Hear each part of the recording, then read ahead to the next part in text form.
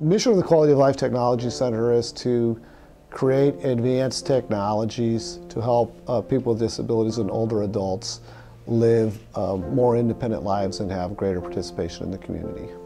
The professional caregivers are decreasing at a time when our aging population is increasing. And again, the people who are aging have probably the least ability to pay. So how can we, technology is a way of bridging that gap. And so, for example, if we have a desire that we'd like to do, but our capability is not up to the desire, we want to take technology to bridge that gap so that people can continue to do what they desire even as their capabilities decrease.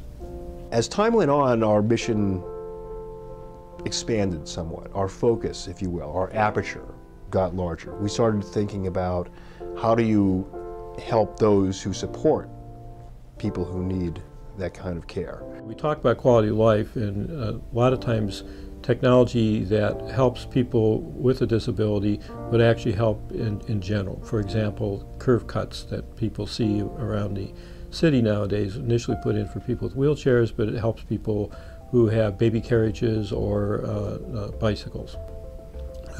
One of the things that we're doing right now is, you may have heard about Neil Alexander, who's has a Live It Like Lou Foundation, and he's undergoing deterioration due to ALS.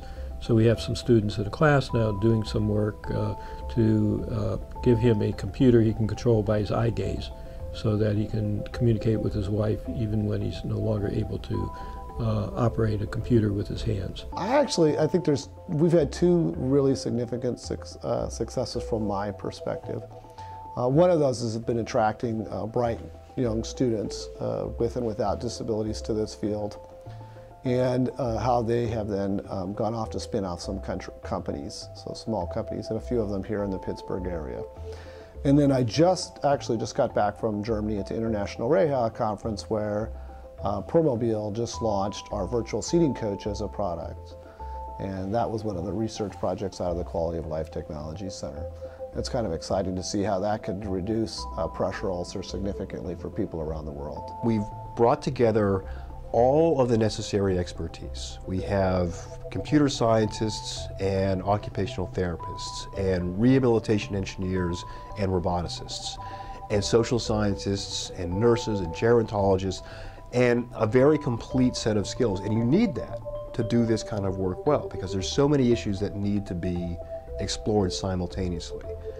So we see rehabilitation engineering students at Pitt who are now starting to think like roboticists.